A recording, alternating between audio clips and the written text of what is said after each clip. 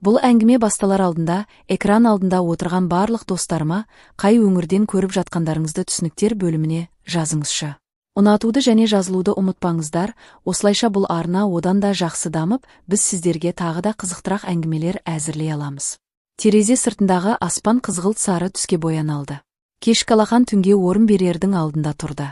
Бірақ екі қабатты сәулетті үйдің ішінде, люстралардың шырақтары айнадай жалтыраған мәрмәр еденге жарқын жарығын шашып тұрды. Жылы қонақжай үйдің кең бөлмесін ондаған шақырылған қонақтардың қызық әңгімелері мен қуанары толтырып, дастарханға тақайнап қойылған түрлі тағамдардың иісі араласып жатты. Бүгін үлкен отбасының ай сайынғы Арисан күні, әрдайымғыдай Асқар мен Айгүлдің үйі қонақжай болды. Айгүл ерінен кетпейтін жылы жымыстымен бөлменің бір бұрышынан екіншісіне сергек қозғалып жүрді. Ол әрбір қонақтың стақаны бос тұрмауын қадағалап, қосымша табақ ұсынып, жалпы сөзді мақтау сөздерге шынайы жылылықпен жауап берді. Ол қарапайым көк түсті көйлек киіпті, ал қайын ағайындары мен құдағиындары алтын зергерлік бұйымдары мен брендті сөмкелерін таныстыру үшін бәсекелес етіп жатты. Ол үшін отбасының бақыты бәрінен артық еді, ол барлығының күлкісін көру үшін ең жұмыскер болуға дайын еді. Ең ыңғайлы диванда Асқардың жалғыз қарындасы Гүлнар патшайым секілді отырды. Қызыл түске боялған тырнақтары бар ұзын саусақтары телефон экранында билеп жүрді. Кейде ол ондағы бір нәрсеге кішкене күле берді. Оның жанында қайын енесі Әйгерім апа, бетін желпіп, қырынан қонақ бөлмеге қанағаттанарлық көз салып жүрді. Ол үшін бұл Арисан олардың отбасының қаншалықты табысты және беделді екенін көрсетуге арналған сахна болды. Күйеуі Асқар еркектердің арасында отырып, жұмысы және саясат туралы әңгімеге белігіп, Айгүлге түсіндіру қиын көзқарас тастап отырды. Сырттай олар керемет отбасының портреті болды. Бірақ сол күлкі мен шаттықтың артында бәрін жанып жіберер дұрыс уақытты күтіп жатқан, жыпылықтап тұрған от бар еді. Ал Гүлнар сол отты тұтатын қаққыш болды, Айгүл. Гүлнардың даусы күтпеген жерден үні көтеріліп, тойдың шуын бөліп тастады. Барлық әңгімелер бір сәтке үзілді. Бірнеше жұп көз дауыс шыққан жаққа бұрылды. Бір тәтегеге қатаң торт ұсынып жүрген Айгүл жездесіне жақындады. «Иә, Гүл, не болды? Су қосайын ба?» деп сұрады Айгүл жұмсақ дауыспен. Гүлнар жауап берген жоқ. Ол телефонды үстелге қатып қойып ысқырды. «Сенде үй иесі болудың ниеті бар ма соң? Мынаған қарашы», деді ол алдында тұрған жеміс сорпасының ыдысын көрсетіп. Дәмі біртүрлі, тым тәтті, жемісі де қышқыл. «Достарымның асқазанын ауыртқың келеме?» Айгүл қасын түйісті. Ол барлық тағамдарды дайындалмас бұрын сынап көрген, және олардың дәмінде ешқандай қате жоқ екеніне сенімді еді. Басқа қонақтардың кейбіреулері бұл жеміс сорпасынан екінші рет тартып алған болатын. «Шынымен ме? Менің ойымша дәмі дұрыс шықты, Гүл, мүмкін біздің талғамымыз сәйкес келмеп тұр», деп жауап берді Айгүл, тыныштықты сақтап қалуға әлі де тырысып. «Талғам? Менің талғамым сауатсыз деп айтқың келеме?» Гүлнар үнін көтерді. Бүкіл бөлмедегі назар енді толығымен оларға аударылды. «Тыңда, менің достарымның барлығы маңызды адамдар. Мен олардың алдында осындай арзан тамақ ұсынып, өзіме ұят қыламын. Сен әдейі осылай істейсің бе? Мені ұятқа салғың келеме?» Асқар отырған жерінде мазасызданып көрінді. Ол төселіп араға түскісі келді. Бірақ анасы, Әйгерім апаның өткір көзқарасы оны қайтадан үнсіз қалдырды. Әйгерім апа көзімен, «Араласпа, әйелдер ісіне қосылма», деп айтқан сияқты еді. Айгүл күйеуіне қарады, көзімен үнсіз ғарыш жіберді. Бірақ Асқар бетін бұрып, ескірген әңгімеге қайта назар аударады деп сахналады. Айгүлдің жүрегі сығылып қалғандай сезілді. «Менің мақсатым сол емес, Гүлнар, мен бәрін мүмкіндігінше жақсы дайындадым», деді Айгүл аяң дауыспен. Даусы дірілдей бастады. Тойды дайындауға кеткен күні бойының шаршағандығы буланып кеткендей болды. Оның орнын кеудесіне жайыла бастаған ауыр сезім алды. «Мүмкіндігінше жақсы дейсің», Гүлнар кекесіндердей күлді. Бұл күлкі әйнек шағылысы секілді естілді. Ол тұрып Айгүлді жоғарыдан төмен қарап, менсінбейтін көзқарас тастады. «Сенің түсінігіңдегі жақсы дайындау осы, Айгүл. Мына төменгі тектілердей. Кейпіңе қарашы. Осындай ірі іс-шарада сен мына қарапайым көйлекті киіп жүрсің. Сен Асқа ағамның әйелісің. Сен отбасының беделін сақтай білуің керек еді. Бұл шынымен де ұят». Гүлнардың әрбір айтқан сөзі Айгүлдің жүрегіне тікелей сайып кеткен пышақ сияқты болды. Ол бетінің қызара бастағанын сезінді, көзінің шетінде жас жиналды, кез келген сәтте құйыла бермек. Ол өзін қорғағысы келді, өз табысымен сатып алған көйлегін айтқысы келді. бұл кешке барлық тамақты өз қолымен пісіргенін, үй шаруасын үнемдеу үшін осылай істегенін айтқысы келді, бірақ тілі ілініп сөйлей алмады. Жеткілікті, Гүлнар, деп сыбырды Айгүл. Бұл өзіне де, жездесіне де айтылған сияқты болмады. Бірақ Гүлнар тоқтаған жоқ. Ол айналасына қарады, барлығының өзінің қойылымына куә болуын қамтамасыз етті.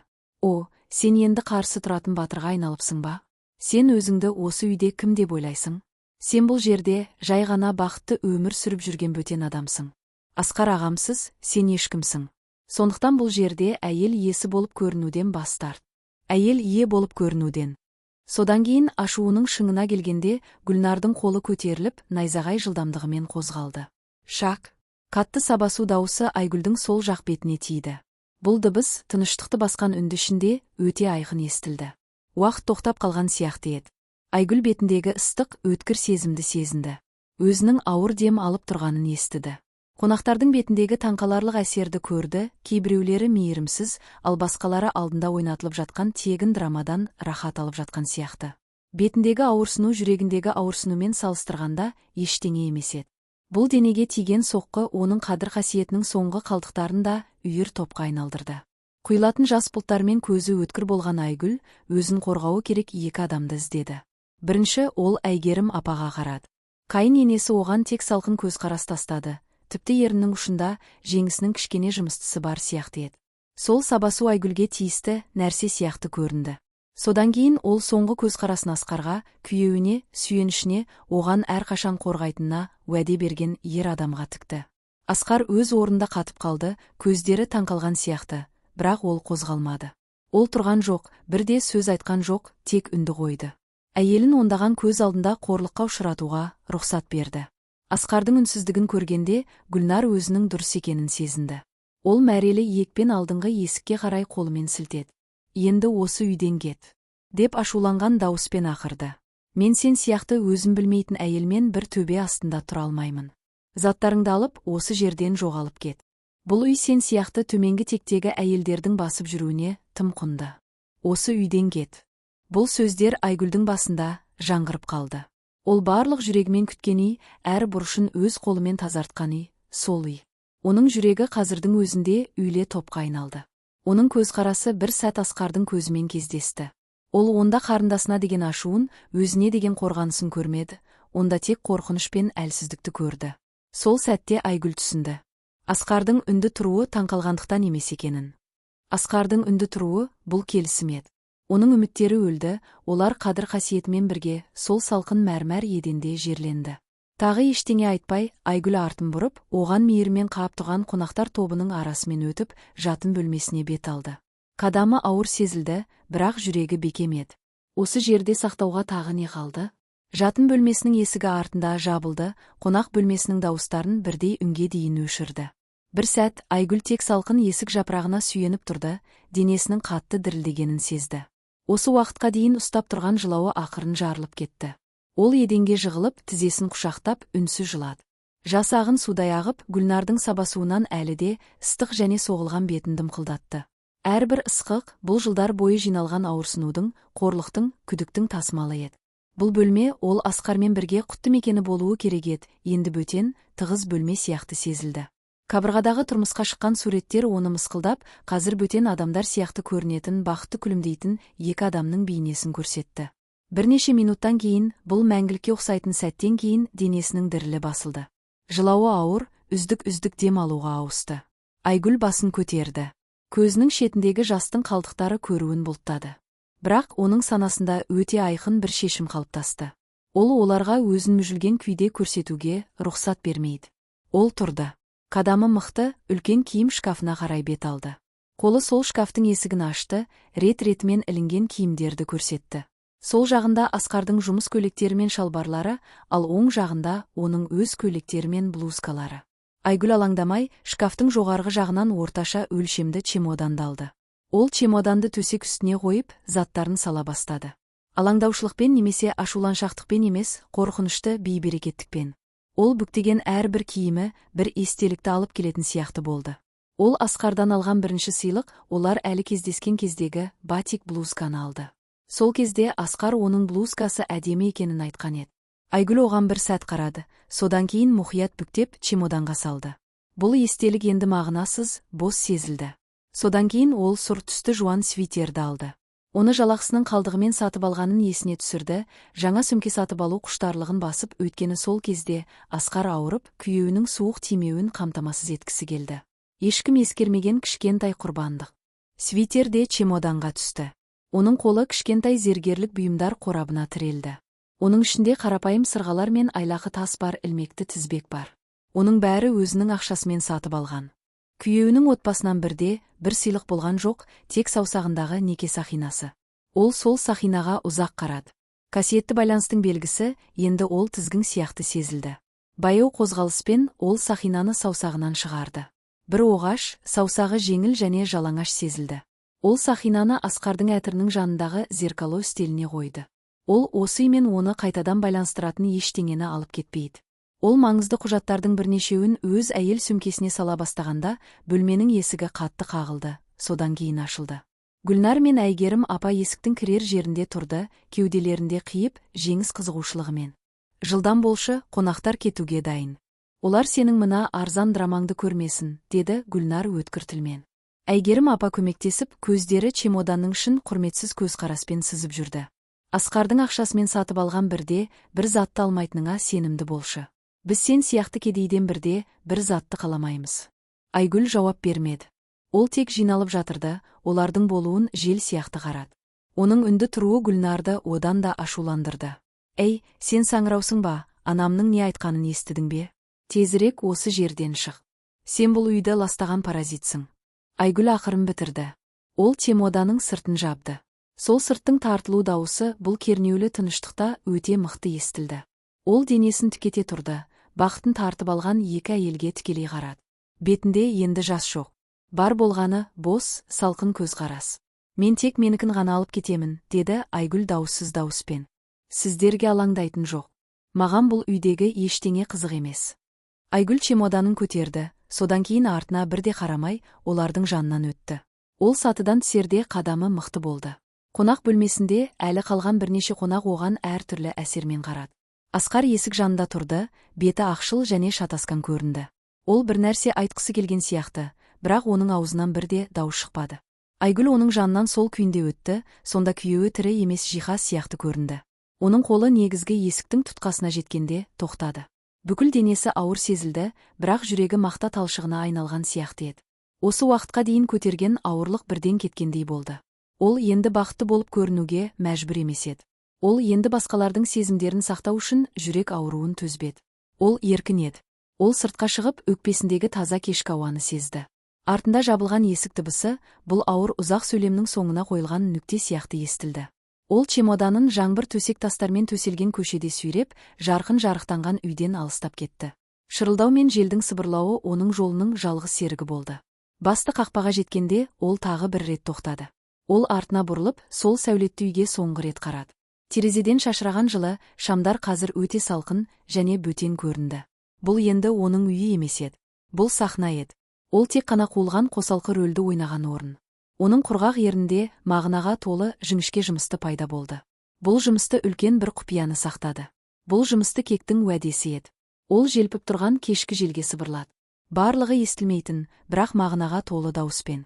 Сарайыңыздың рахатын татыңыз. Сарайыңызды кімнің шын мәнінде төлегенін білмейтін сарайыңыздың рахатын татыңыз. Сол сөздерді айтқаннан кейін Айгүл мәңгілікке артын бұрды.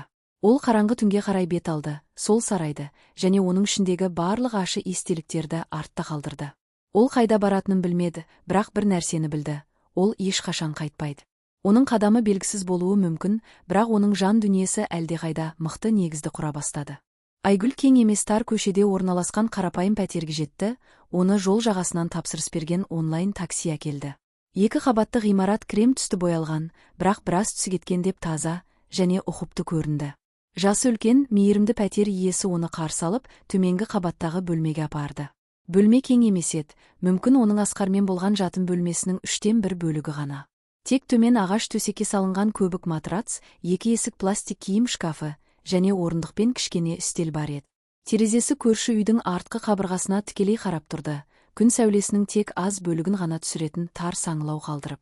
Өз қалтасындағы қолма-қол ақшасымен бір айлық жалға ақынын төлегеннен кейін Айгүл ақырында жалғыз қалды. Ол чемоданын еденге қойып, сәл қатты сезілген төсектің жиегіне отырды.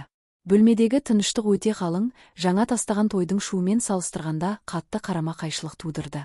Енді жалған күлкі жоқ, соттайтын қарақшылық қараған көз жоқ, тек өзі және тыныс алуының дауысы. Алғаш рет соңғы бірнеше сағат ішінде ол еркін демала алды. Ол чемоданын ашып, ішіндегілерді шығара бастады. Бірнеше киім, бірнеше кітап және маңызды құжаттары бар, диплом, туу туралы куәлік және өзінің жинақ кітапшасы, қапшық. Оның қолы сол жинақ кітапшасына тигенде, саусақтары тоқтады. Бұл кітапша оның ең үлкен құрбандығының, сонымен бірге оның азабының куәсі еді. Оның ойы 3 жыл бұрынғы бір түнге ұшып кетті. Сол түні, қатты жаңбыр жауып, олардың үй шаруашылығына басқан шатасуын сезінгендей болды. Асқар жұмыстан келісімен біраз күйе қалған, жеңілген және үмітсіз бейнесімен келді. Ол қонақ бөлмедегі диванға отырып, жұмыс сөмкесін еденге лақтырып, бетін 2 қолымен жапты. Сол кезде кешкі ас дайындап жүрген Айгүл, мазасызданып оның жанына жүгірді. Дірілдеген дауыспен Асқар бәрін айтып берді. Оның достарымен бірге құрған іріктеу кәсіпорны толығымен қирап қалды. Ол алданып салған барлық қаражаты жоғалды. Одан да нашар, ол кейбір активтерін несие алуға беріп қойған, енді кредиторлар оны қуып жатыр. Айгүл жүрегі қатты соғып, бәрін тыңдады. Бірақ ол күйеуі үшін тыныш болуға тырысты. Бізде әлі де жинақ бар, аға. Біз оны алдымен пайдалана аламыз, деп тыныштандыруға тырысты. Асқар әлсіз басын шайқады. Жетпейді, ай қарызы өте көп, ал үйдің 1 айлық төлемін әлі төлемегенмін. Өткен айда да төлемегенмін. Банк жағынан үнемі телефон соғады. Содан кейін шынымен бомба жарылды. Ол үй Асқардың ата-анасы олар үйленген кезде сыйға тартқан үй, әлі толық төленбеген екен. Оған әлі 15 жылдық күтіжмен төленетін төлемдер қалған. Осы уақытқа дейін Айгүл Асқардың жалақысының барлығын жабуға жеткілікті деп ойлады. Шын мәнінде оның ақшасының көп бөлігі өмір салтын сақтауға және Риная мен анасының талаптарын орындауға жұмсалды. Бұл үйді тартып алуы мүмкін, ай, деп сыбырлады Асқар, даусы жылауын басу үшін қырылдады. Мен анам мен Гүлнардың білетінін елестете алмаймын. Мен олардың көзінде сәтсіз ер адам боламын. Біз бәрімізді жоғалтамыз. Күйеуін сонша мүжілген көріп, Айгүлдің жүрегі де ауырды. Сол кезде Асқарға деген сүйіспеншілігі әлі де өте үлкен еді. Ол көшеде өмір сүруді елестете алмады. Бірақ одан да қорыққаны сүйген ер адамның қадір-қасиетін жоғалтуын көру еді. Асқар шаршағаннан ұйықтап қалғаннан кейін Айгүл сол түні көзін жұма алмады. Ол жұмыс стелінің алдында отырып, ноутбугын ашып, есептеулерді бастады. Ол өзінің жинақ шотын ашты, жылдық бонусын санады және кірісін болжады. Айгүлдің жеке компанияда менеджер болып жұмыс істеген жалақысы Асқардың кірісінен әлдеқайда көп еді. Бұл күйеуінің сезімдерін сақтау үшін ол ешқашан айтпаған нәрсе. Мұқият есептегеннен кейін ол шешім тапты. Ауыр шешім, бірақ оларда болған жалғыз шешім. Келесі күні таңертең ол Асқармен сөйлесуге шақырды. Аға, мен бәрін есептедім, деді Айгүл баяу, қолына бір шынық кофе ұсынып. Менің жалақым, біздің барлық қажеттіліктерімізді шегергеннен кейін, әлі де үйдің ай сайынғы төлемін төлеуге жеткілікті. Тіпті біз аздап жинай аламыз. Асқар оған сенімсіз көзқараспен қарады.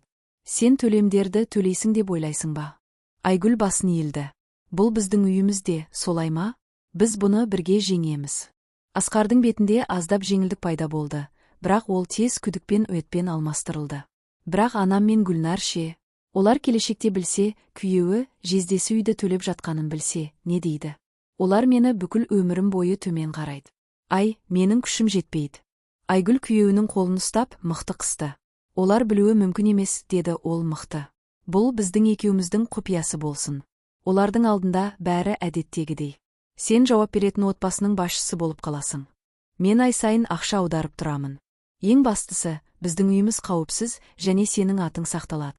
Асқар оған ұзақ қарады, көздері жасқа толды. Ол Айгүлді мықты құшақтады. Рахмет, ай, рахмет, сен мені құтқардың. Мен уәде беремін, мен қаттырақ жұмыс істеймін.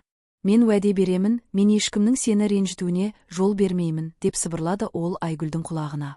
Уәде. Бұл сөз енді у сияқты сезілді. Айгүл толқыныңдан пәтер иесінің пысықтауымен ойға қайта келді. Ол үстелдің үстінен телефонын алды. Экранда күн тәртібі еске салғышты көрсетті. Күтіш төлемінің мерзімі. 3 жыл. 3 жыл бойы ол бұл құпияны мықты ұстады. 3 жыл бойы ол өзі сияқты қызметші ретінде қаралған үй үшін жалақысының барлығын құрбан етті. Ол Риная жаңа сөмке сатып алу үшін өзіне жаңа киім сатып алмауға төзді. Әйгерім апа салонға бару үшін Асқардан түсетін үй шаруасы ақшасын пайдалану үшін ол әр күн тамақ пісірді. Оның отбасы сыртқа қала саяхаттаған кезде ол қосымша жұмсалатын ақшасы болмағандықтан достарының жиналысына барудан бас тартты. Мұның бәрі Асқардың уәдесі және жалған отбасы тұтастығы үшін. Ал оның сыйы бір сабасу, қорлау, қуу және қадір қасиеті басылған кезде үнді қалған күйеуі. Сары суық және жанған ашу оның жүрегіне тарады. Бұл енді соқыр ашу емес еді, бұл оған күшпен айқын ойлау беретін ашу еді. Ол кек сезінбеді. Ол тек әділет орнатылу керек екенін сезді. Оның құрбандығы аяқталды. Шектен тыс сенімді және бір сәтте күмәнданбайтын саусақтармен Айгүл телефонындағы мобильдік банк қосымшасын ашты. Ол жоспарланған аударымдар мәзіріне кірді. Онда жоғарғы жағында банктың атауы, нысана шот нөмірі және соңғы 36 ай бойы әр айдың 25-інде үнемі жіберіп тұрған үлкен саны анық көрінді. Сипаттамасы қысқа, үй төлемі. Оның көздері тоқтату және жоспарды жою деп жазылған қызыл түймеге қарады. Ол Ринаяның мәрелі келбетін, Әйгерім апаның салқын көзқарасын және Асқардың қорқақ бетін еске түсірді. Ол терең дем алды. Бұл бәрінің соңы емес. Бұл оның шынайы өмірінің басталуы. Оның саусағы сол түймені басты. Бетпе-бет терезе экранда пайда болды. Сіз бұл жоспарланған төлемді тұрақты түрде тоқтатқыңыз келе ме? Күмәнданбай ол иә деп басты. Сол сәтте төлем жоспары оның тізімінен жоғалып кетті. Оның телефонының экранында қысқа хабарландыру пайда болды. Жоспарланған төлем тоқтатылды. Аяқталды. Соқыр құрбандық дәуірі аяқталды. Айгүл телефонды қойып, ұзақ түннен кейін алғаш рет шынайы жымиды. Олар өздерінің сарайларының рахатын татсын. Жақында сол сарай өзінің шын түрін көрсетеді. Негізі жаңа ғана алынып тасталған қағаз үй. Келесі таңы, күн сәулесі Асқардың үйінің үлкен терезелеріне ашық түсті. Түнгі драмаға мүлдем мән бермегендей. Кешегі тойдан қалған кір табақтар мен бос стакандар әлі үстелде шашыраңқы жатыр. Аяқталуы апатпен аяқталған мерекесінің дәлелі. Бірақ Гүлнар үшін бұл апат емес еді. Бұл таза жеңіс еді. Ол ең кеш шамамен сағат 10-да оянды, содан кейін жібек көйлек киіп төменгі қабатқа түсті. Ол қонақ бөлмесіндегі шашыраңқылықты жиренішті көзқараспен қарап, содан кейін ас үйде болған анасын ақырлы айқайлап шақырды. Апа, неге үй әлі де осылай шашыраңқы? Әдетте осы уақытта Айгүл бәрін тазалап болған болатын, деп наразылық білдірді ол. Әйгерім апа қызына арналған шырынды шынымен шығып келді. Балым, сабыр етші. Апа кәрі, оның жылдамдығы жоқ. Кейін кәсіпқой тазалаушыларды шақырамыз. Енді бастапқыдан біз бақытты өмір сүреміз, сол бәдік жүзді көріп тұрудың қажеті жоқ, деп жауап берді Әйгерім апа, Ринаяның шашын сипап. Гүлнар шырынын қанағаттанып ішіп алды. Рас, апа. Ақыры да бұл үй паразиттерден тазаланды. Мен бүгінгі таңға ауаның тазараған сияқты сезіледі, деп ол кішкене күлді. Екеуі диванға отырып, алдағы жоспарлары жайлы айтса бастады. Гүлнар сатып алғысы келетін заттардың ұзын тізімін әзірлеген. Сонымен қатар, бұрын Айгүл мен Асқар тұрған бөлмені толығымен қайта жасауды, оны өзінің сөмкелері мен аяқ киімдерінің жиынтығына арналған жеке киім бөлмесіне айналдыруды жоспарлады. Асқар таңғы ас ішкен төменге түскенде, көңіл күйі бұлыңғыр көрінді. Көзінің астындағы қара сақиналар оның тыныш ұйықтай алмағанын көрсетті. Айгүлдің кетуі оған бір оғаш босшылық сезімін қалдырды. Бүгінгі таңда оны күтетін ыстық кофе шынысы жоқ еді. Жұмыс көйлегі төсектің үстінде үтіктелмей тұрды. Барлығын өзі жасауға мәжбүр болды. Бірақ анасы мен қарындасының қуанышты, еркін күлкісін көргенде, жүрегінен пайда болған әрбір уақшылық сезімі тереңірек басылды. Аға, неге сонша мұңайсың? Сен бақытты болуың керек еді. Өміріңнің ауыртпалығы кетті, деп білдірді Гүлнар, жүрегіне сүйек қадалмағандай. Гүлнар дұрыс айтады. Сен бұл құрсабынсыз әйел жайлы ойлауды доғар. Апа саған жаңа әйел табады, беделді отбасынан, біздің мәртебемізді көтеретін. Оның секілді емес, деп қосты Әйгерім апа, Асқардың табағына бір бөлік нан салып. Асқар басын иілді. Қазір Айгүлді қорғау, өз-өзіне қол салумен тең болатын. Анасы мен қарындасына қарсы тұру, оның ешқашан істей алмайтын нәрсе еді. Сондықтан ол оңай жолды таңдады, олармен келісу, және өзіне бұның ең жақсы шешім екеніне сендіру. Иә, апа. Мүмкін бұл шынымен ең жақсы жол, деп жауап берді ол, негізінен өзі-өзін сендіру үшін. Күндер өтіп кетті, ал үйдегі өмір жаңа ритмде жүрді. Өзіндік пен менмендікке негізделген ритм. Гүлнар шынымен патшайым атанды. Ол ешқандай үй жұмысына қол тигізбейтін. Күн сайын ол сауда орталығына, салонға немесе достарымен кафеханаға баруға уақытын жұмсады. Оның барлық шот Асқардың несие картасына жүктелді. Әйгерім апа да одан қалмады. Ол әлеуметтік арисандарға және сәнді діни жиналыстарға жиірек қатыса бастады. Енді өмірі керемет екенін мақтанып жүрді. Асқар өз кезегінде салдарын сезе бастады. Оның жұмыс жүктемесі ауыр сезілді. Айгүлдің үй шаруасын мұқият реттемегенінде оның шығыны бақыланбай өсті. Оның айлық жалақысы қаншалықты тез бітіп жатқанын сезді. Алайда ол Ринаяға немесе анасына аздап үнемдеуді ескертуге әрекеттенген сайын, олар оған бірден шабуыл жасайтын. «Аға, сен қаншалықты сараңсың? Айгүл болған кезде сен ешқашан ондай болмадың, немесе сен менің жалғыз қарындасымның бақытсыз болуын көріп тұрасың ба?» Ақырында Асқар бағынып қойды, олардың қалағанын істеуге рұқсат берді. Ол қаттырақ жұмыс істеді, бірнеше қосымша жұмыстарды қабылдады, тек олардың аспаздық өмір салтын қаржыландыру үшін. Ол Айгүлсіз оның үй шаруасының тірегі екенін мойындаудан қорқақ еді. Бір ай енді естен шығарлықтай тез өтіп кетті, олар жалған бақыттарында өмір сүрді. Олар шынымен де Айгүлді ұмытты, немесе өздерін ол жоқ өмірдің жақсырақ екеніне сендіре білді. Олар оны табуға әрекеттенбеді, қайда тұратынын сұраған жоқ, қалай екенін білгісі келмеді. Олар үшін Айгүл жабылған және алысқа лақтырылған тарау еді. Бір кешкісін Гүлнар бөлмесінде желідегі саудамен айналысып жатты. Оның сауда себеті көйлектермен, аяқ киімдермен және жаңа косметикамен толы болды. Жақында Асқар ағамның жалақ әсі түседі. Дәл осылардың барлығын төлеуге тап болар деп өз-өзіне сыбырлады ол. Ол кеше келіп түскен сатып алынған заттардың үйіміне қарады. Жақсы, сол ашы тілді жоқ. Үйдің ақшасы бізге жұмсалу үшін көбірек болды. Шынымен берік. Төменгі қабатта Әйгерім апа сүйікті сериалын көріп, жаңа сатып алған қымбат тортты дәмдеп жатты. Асқар әлі жұмыстан қайтпаған. Үйдегі атмосфера тыныш және сәнді болды. Олар үшеуі әрқайсысы өз әлемінде, өздерін әлемнің шыңында ешқандай мәселелерге жанаспайтын деп сезініп, жайғасқан өмірдің рахатын сезініп отырды. Олар мүлдем сезбеді, сыртта қаржылық уақыт бомбасы жылдамдап жатқанын. Несие картасының шоттарының үйілуі, жинақ шотының тарылуы және ең маңыздысы, ай сайынғы міндеттемелердің ұмытылуы. Барлығы жарылып, олардың мақтаншақтық сарайларын қиратуға дайын. Күйреудің қара бұлттары олардың үйінің төбесінде ілініп тұрды. Алайда олар шатырды көру үшін сәнділіктен соқыр болды. Айгүлдің кеткеннен 2 апта өтті. Гүлнар мен Әйгерім апа үшін бұл ұзақ демалыс сияқты болды. Олар Асқарды және одан да маңыздысы өздерін, барлық проблемалар Айгүлдің адымымен бірге жоғалды деп сендіре білді. Асқар, күйіп, әлсіздік сезімінен итерілген, бұрынғыдан да қатты жұмыс істеді. Ол жиі кешке қайтатын. Оның беті шаршаған және стресстен арылған, бірақ ол бұны бейбітшілік пердесімен мұқият жасырды. Ол Риная сатып алған заттарын мақтаған сайын немесе анасы әлеуметтік белсенділігі үшін ақша сұраған сайын ащы шылымды жұтатын. Ол бас тартуға батылы жетпеді. Бас тарту сұрақтарды тудырар еді, ал сұрақтар оның жүзеге асыра алмайтын шындыққа әкелер еді. Оның өзі бір өзін ғана ұстай алмайтын отбасының өмір салтын қаржыландыра алмайтынын. Бір күнді күзетті түсте, пошта тасымалдаушысы олардың үйінің қақпасына тоқтады. Брошюралар мен тұрақты шот фактуралар үйіміне қою қоңыр түсті конверт, сол жақ жоғарғы жағында банктың логотипі бар, тығыңқы және қаттырақ болып көрінді.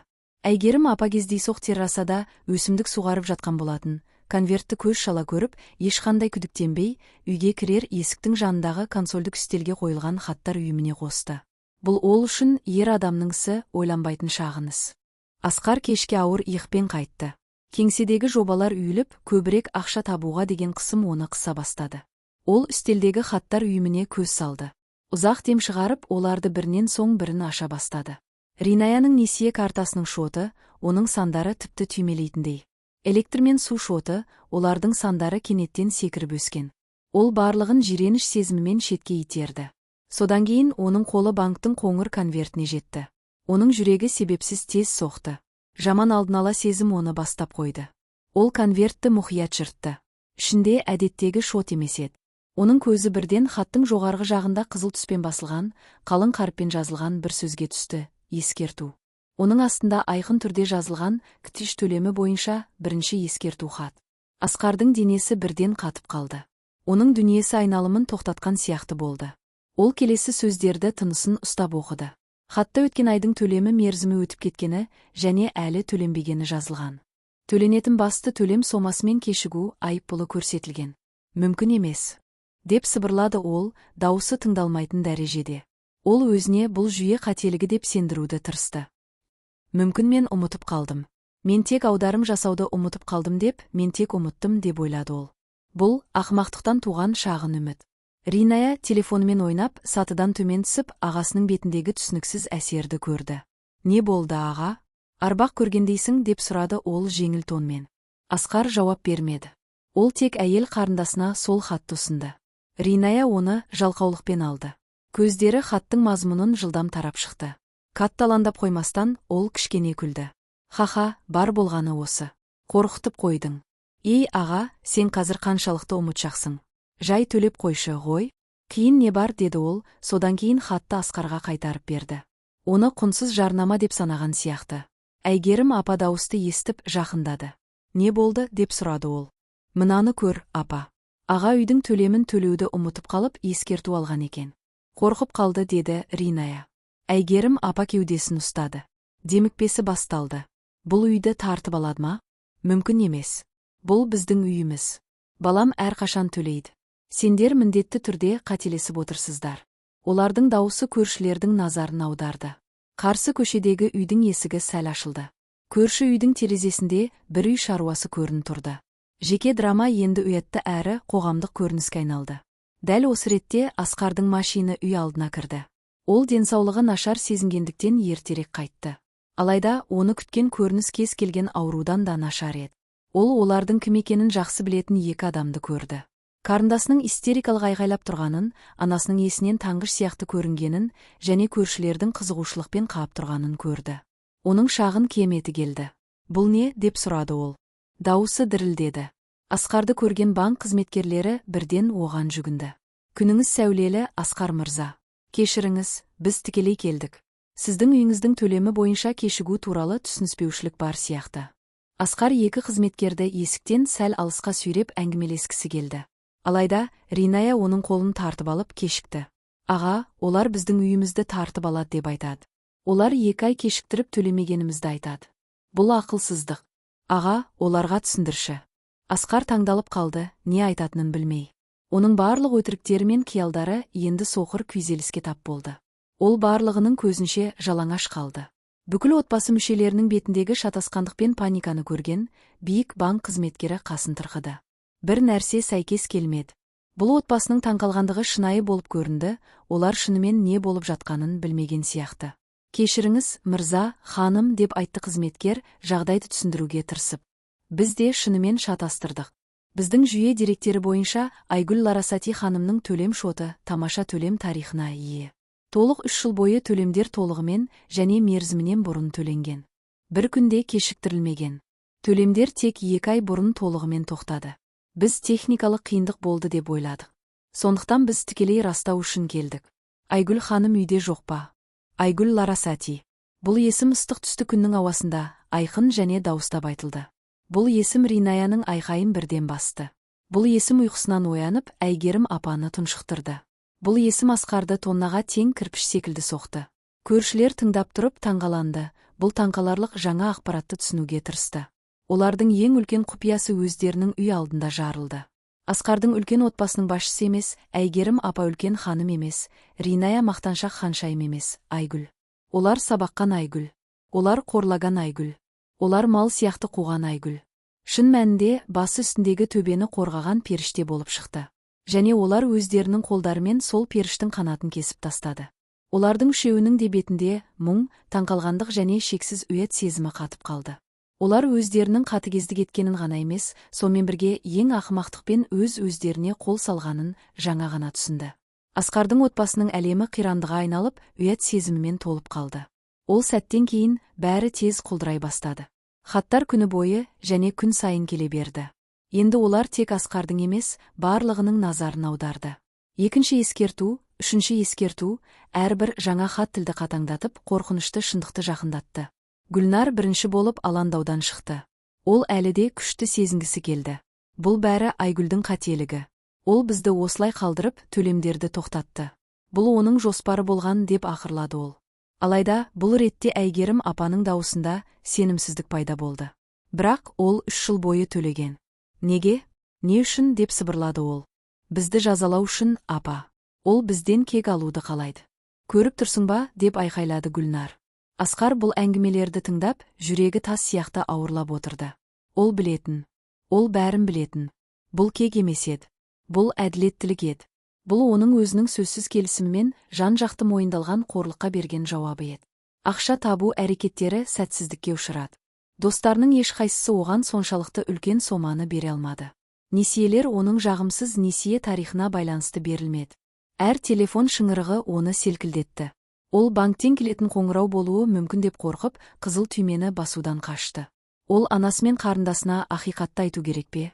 Оларды дайындау керек пе? Бірақ әр сөз оның өз айыбын мойындау болатын. Ол мұны істей алмады.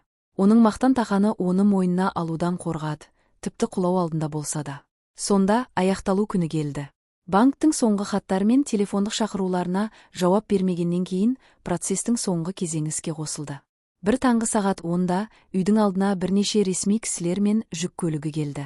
Олардың қатарында банк өкілі, заң кеңесшісі және үкіметтік атқарушы болды. Қақпа дыбыссыз ашылды. Әйгерім апа асхана терезесінен көріп, бірден жүрегінің қатты соққанын сезді. Ол бөлмеге жүгіріп кіріп, әлі де ұйықтап жатқан Гүлнарды тұрыңыз деп сілкіді. Олар келді. Олар шынымен келді деп ықылып жылады ол. Барлығы үйдегі шатасу мен қорқыныштың ортасында болды, ал сыртта дәл процедура басталды. Банк өкілі қағаздар тапсырды.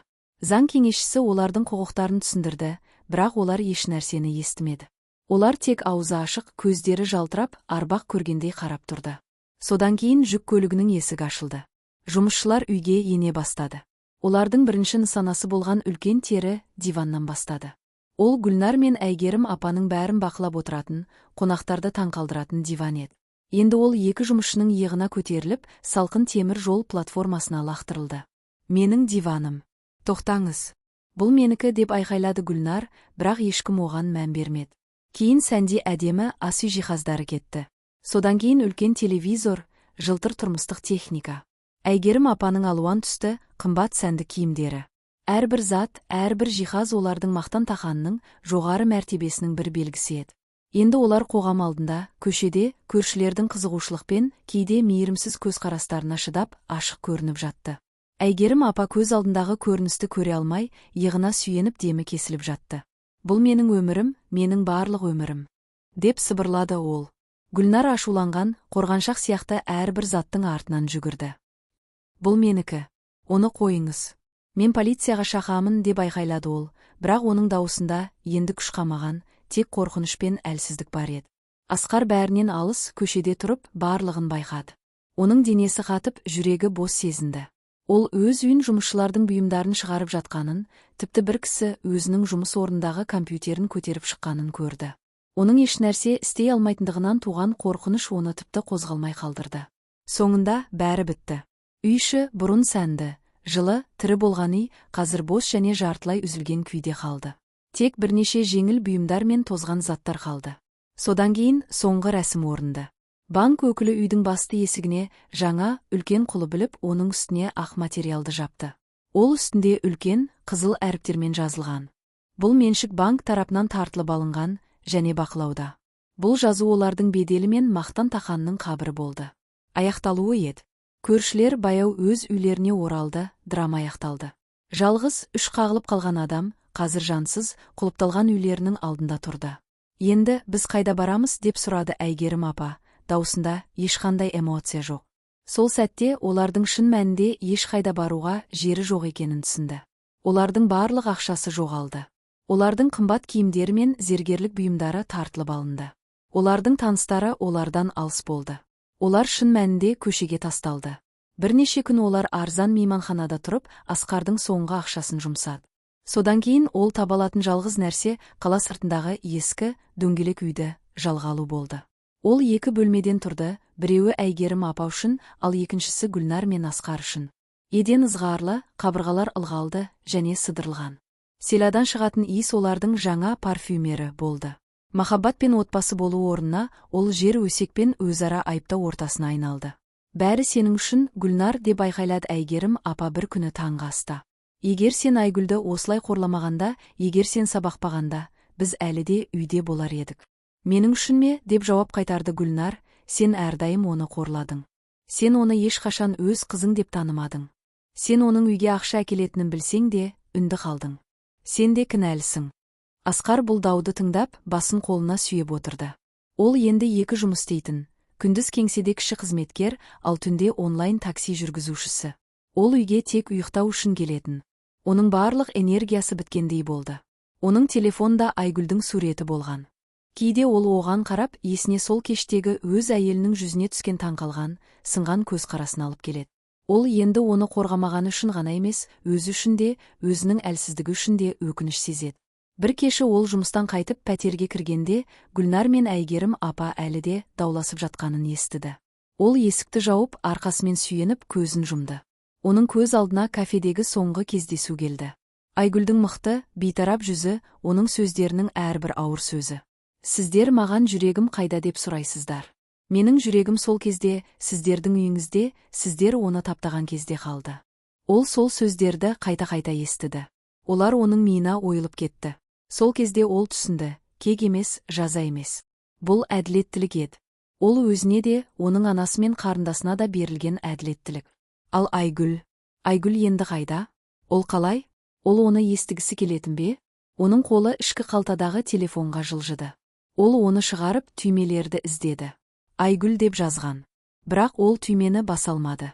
Нені айтарын білмеді. Кешір деп жазса, бұл еш нәрсені өзгертпейді. Көмектес деп жазса, бұл одан да нашар. Ол телефонды қалпына келтірді. Оның істеген қателіктерін еш нәрсе түзетпейтінін түсінді. Сыртта қараңғы түнде олардың бұрынғы үйі әлі де тұр. Ол қазір басқа біреудікі. Кейде Асқар жұмысқа бара жатқанда оның алдынан өтеді. Ол терезелердегі жаңа жарықтарды, күліп жатқан отбасыны көреді. Ол өзін бөтен жердегі бақытты өмірді көретін кедей сияқты сезеді. Бұл оның өмірінің қалған бөлігі болмақ. Қайғы, өкініш және анасымен қарындасымен шектелген өмір. Ол ешқашан құтыла алмайтын алтын қапас. Ал қаланың екінші жағында Айгүлдің өмірі басқаша болды. Ол қазір жоғары қабаттағы жаңа пәтерінде тұрады. Кішкентай, бірақ өте жақсы жабдықталған. Барлығын өзі таңдаған. Барлығын өзі төлеген. Оның жұмысы жақсы кетіп, ол көтерілді. Ол достармен кездеседі, спортзалға барады, кітап оқиды. Оның күлімі шынайы. Оның тыныштығы терең. Бір күні ол дүкеннен келе жатқанда бір газетті көрді. Онда олардың бұрынғы үйінің суреті болған. Сәнді үй сатылады деп жазылған. Ол бір сәт тоқталып қарады. Бетінде ешқандай әсер жоқ. Тек бейтараптық. Содан кейін ол жүріп кетті. Ол артқа қарамады. Оның келешегі одан әрі жылжып жатыр, ал өткені оның артында қалды. Ол үйге кіріп есігін жапты. Ішінде жылы жарық, ыстық шай және бейбіт тыныштық оны күтті. Оның жаңа өмірі осы еді. Ол оны құрды, оны жақсы көреді. Әрі бұл оның өзі еді. Айгүлдің жаңа өмірі, бұл жемісті бұтақтар секілді, әр күні жаңа жапырақ, жаңа гүл шығарып, нәзік, бірақ мықты болып өсіп жатты. Оның жұмысындағы табыстары оның жеке өмірінің бақытымен толықты. Жаңа пәтері оның бейімделуінің көрінісі болды, жеңіл, ашық, көктемгі күн сияқты жарқын. Оның достары мен жұмыс әріптестері оның өзгергенін байқады. Оның күлкісі тереңірек, көздері жарқырап, сөйлегенде дауысы тыныш, бірақ сенімді екенін сезді. Ол өзі туралы ойланатын, өз қадамдарын санайтын әйел емес еді. Ол өз жолын білетін, өзінің күшіне сенетін адамға айналды. Бір аптаның соңында ол достарымен тауға шығуға баратын. Ол бұрын ешқашан мұндай нәрсе істемеген. Бірақ қазір ол жаңа нәрселерді сынағысы келді. Ол бағдарламаларды тексеріп, киімдерін дайындап, көңілі толып жатты. Осылайша ол тауға көтерілді. Әр қадаммен ол өзінің денесінің мықты екенін, демінің терең екенін сезді. Ол табиғаттың сұлулығын көрді, жасыл ағаштар, ашық аспан, таза ауа. Ол бұрын мұндай нәрсені байқамаған сияқты болды. Тауда ол бір сәт тоқталып, төмен қарады. Қала алыстан көрініп, кішкентай ойыншықтар сияқты болды. Ол өзін бос, еркін, қуатты сезді. Ол өзінің күшін тапқандай болды. Ол төменге қарап, өз өмірін ойлады. Оның басынан өткендер, азап, қорлық, өкініш, бәрі осы жерде, жоғарыда, өзгерген сияқты болды. Ол оларды ұмытпады, бірақ олар оны басқарып қоймады. Ол таудан төменге қайтқанда, оның жүрегі тыныш және толы болды. Ол достармен күлді, әңгімелесті, келесі саяхатты жоспарлады. Оның өмірі толық, бай және оның өзкі болды. Ал Асқардың отбасы, олардың өмірі тау емес, төменгі ойпат болды. Үйсіз қалғаннан кейін олардың жағдайы тұрақсыз болды. Асқар 2 жұмыс істеуге мәжбүр болды, бірақ табыс әлі де аз болды. Жалға ақыны, тамақ, негізгі қажеттіліктер барлығы ол үшін ауыр жүк болды. Әйгерім апаның денсаулығы нашарлады. Ол жиі демікпе мен бас ауруынан зардап шекті. Оның сәнді киімдері мен әдемі зергерлік бұйымдары жоқ еді. Ол үйде отырып, теледидарды қарап, ескі фотоларға қарап жылап отырды. Ол өзінің қателіктерін мойындады, бірақ оны ешкім естімеді. Гүлнар ең нашар күйде болды. Оның сәнді өмірі жойылды. Оның достары оны тастап кетті. Ол ешқандай жұмыс таба алмады, өйткені оның ешқандай білімі мен тәжірибесі жоқ еді. Ол үйді тазалауға, тамақ пісіруге, кір жууға үйренуге мәжбүр болды. Ол жиі ашуланып, анасымен дауласып, ағасын айыптап отырды. Олардың үй ішіндегі атмосфера бұл өшпенділік пен күйзелістің араласуы болды. Әрбір күн жаңа дау, жаңа айыптау, жаңа кінәрат болды. Олар бір-біріне жақын болған жоқ, олар тек бір-бірін кінәлады. Асқар бұл барлығын көрді, бірақ ешнәрсе істей алмады. Ол өзін тұтқындалғандай сезді. Оның өмірі бұл тәуекел, айып пен өкініштен тұрды. Ол ешқашан босана алмайтын сияқты болды. Бір күні ол жұмысқа бара жатқанда көшеде Айгүлді көрді. Ол бір кофе дүкенінен шығып, күлімсіреп, телефонмен сөйлесіп жатты. Оның киімі сәнді, беті бақытты болды. Ол еркін, табысты, бақытты көрінді. Асқар бір сәт тоқталып, оны қарады. Оның жүрегі ауырды. Ол оған жақын баруға, сөйлесуге, кешірім сұрауға ниеттенді. Бірақ оның аяқтары қозғалмады. Ол өзінің оған не айтатынын білмеді. Оның барлық сөздері бос және мағынасы сияқты болды. Ол Айгүлдің кеткенін көрді. Ол өз жолымен жүрді, оны артта қалдырды. Асқар өзін бос, жалғыз және жоғалғандай сезді. Ол жұмысқа жалғасты. Оның өмірі осы еді, күнделікті жұмыс, үйге қайту, дауласу, ұйықтау. Оның армандары, үміттері, мақсаттары барлығы жоғалды. Ол өмірді өте өткізді, бірақ ол оны өмір сүрген жоқ. Айгүл өз кезегінде өз өмірін толық өмір сүрді. Ол жаңа нәрселерді үйренді, жаңа достар тапты, жаңа жерлерге барды. Ол өзін тапты, өзінің күшін тапты. Ол бір күні отбасымен кездесті. Оның ата-анасы, бауырлары оны қуантып мақтады. Олар оның бақытты екенін көріп қуанды. Олар бірге тамақ ішіп күлді, естеліктермен бөлісті. Айгүл өзінің жаңа өмірін ойлады. Ол оны қиындықпен құрғанын білді, бірақ ол оған тәуелсіздік, бақыт және тыныштық әкелді. Ол ешқашан артқа қарамады. Бір кешке ол өз пәтерінің шатырында отырып, жұлдыздарға қарады. Ол өз өмірінің жолын ойлады. Оның басынан өткендер оны күштірек етті. Оның тағылымы оны ақылдырақ етті. Оның тәуелсіздігі оны бақытты етті. Ол көтерілді, ішіне кірді және есігін жапты. Оның пәтерінде жылы жарық, ыстық шай және бейбіт тыныштық оны күтті. Ол мұны өзі құрғанын білді. Ал Асқардың отбасы, олардың өмірі өзгерген жоқ. Олар әлі де кедейлікте, дауласуда, өкініште өмір сүрді. Олар ешқашан бұрынғы өмірлеріне қайталмады. Олардың мақтан тақаны мәңгілікке жоғалды. Айгүл бұл туралы естіді, бірақ ол оған мән бермеді. Оның өмірі одан әрі жылжыды. Оның келешегі жарық, оның өткені қараңғы болды. Ол өз өмірін жасады. Ол оны жақсы көрді.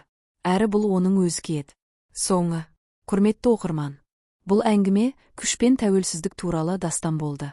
Айгүлдің жолы бізге өз қадір-қасиетімізді сақтау, өз аяқтарымызда тұру, және тіпті ең қараңғы түндерде де жарықты табу мүмкін екенін еске салды. Сізге бұл әңгіме ұнады ма? Сонда біздің арнаға жазылыңыз, осындай күшті, жүректі қозғайтын әңгімелерді бірінші болып есту үшін.